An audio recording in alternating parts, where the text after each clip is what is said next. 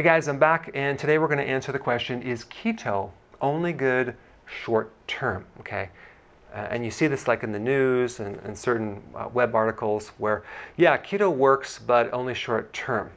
And their rationale is because keto is a high-fat diet, and ketones are acidic.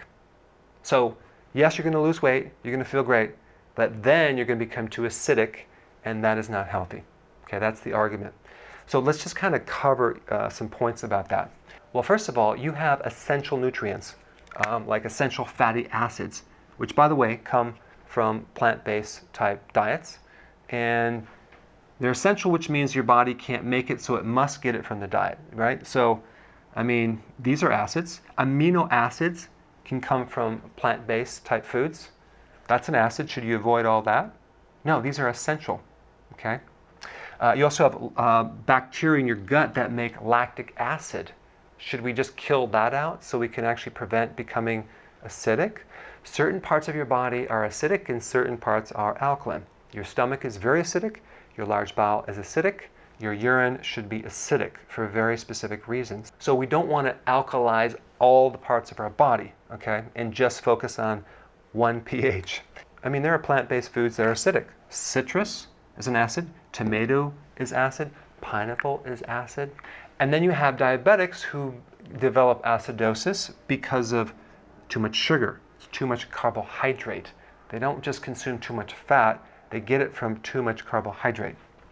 In fact, you can increase cortisol and have a lot of that stress hormone be active and develop alkalosis. Okay, so we don't want to go too far one way or the other.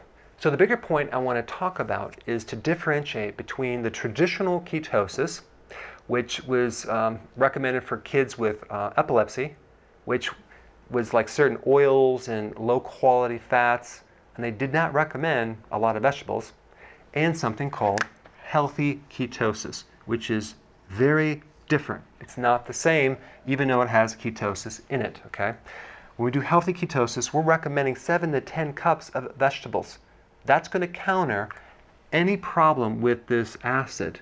And there's just as many problems with a vegan diet, especially if someone doesn't know how to get their B12, their vitamin A, other fat-soluble vitamins.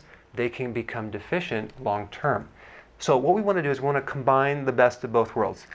A lot of vegetables and moderate amount of animal protein and healthy fats. And that way, keto can be very beneficial to you long term.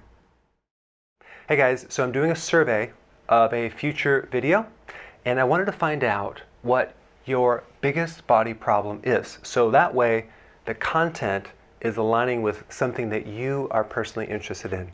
So please click the link down below, fill it out, and I will create the video. Thanks.